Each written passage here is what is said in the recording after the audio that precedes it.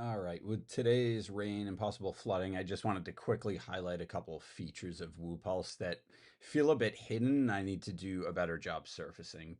First of all, let's just take a look at stuff that's right on the homepage. Anytime there's a local weather-related watch or warning, you're going to see all that information here.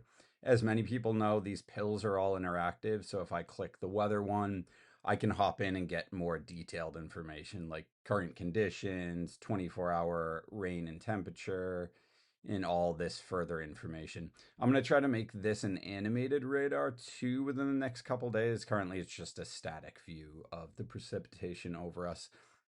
Something that's somewhat hidden is there are two other tabs here.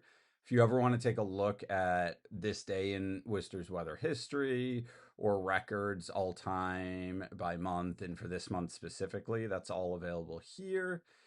And then I picked 8 of the top weather events to historically hit the Worcester area, and you can click through to learn more information about each of these.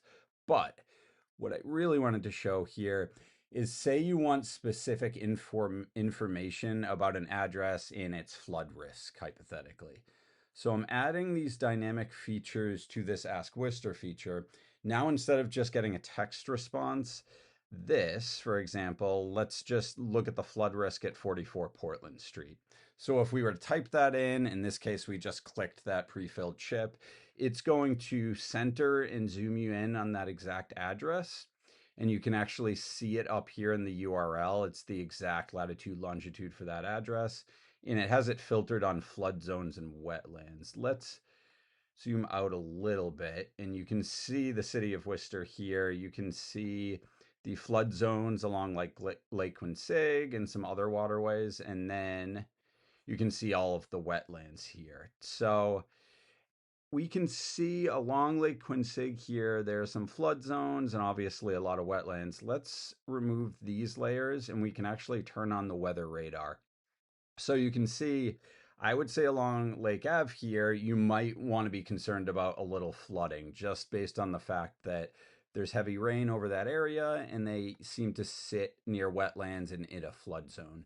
Now, this interactive map can be used for a lot more than just what I'm showing here. You can take a look at zoning through the city, locations, fire stations, recent 311 requests that have come in for things like streetlights being out or trash that hasn't been picked up.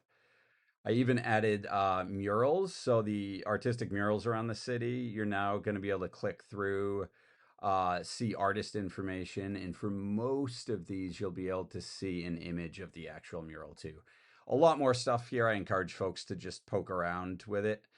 Let's see. So beyond that, in the next video, what I'm going to show is a new feature I'm adding to Ask Worcester. So I want to make all of these interactions very dynamic. And the next one up is, let's say you're thinking about attending a future Worcester City Council meeting. What you're going to be able to do within the next week or so is put in questions or ideas for upcoming city council meetings.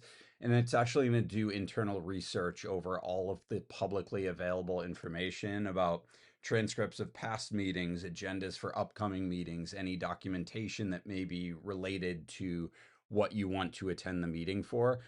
I would like to empower Worcester citizens to show up to these meetings fully informed and fully empowered, and for them to be able to do so easily through this site without having to do hour upon hour of their own digging through data and transcripts and agendas. So yeah, I'm going to highlight that more in the next video. But again, if you're interested in finding flood zone data as we're experiencing heavy rain today, you can easily do that through this feature here.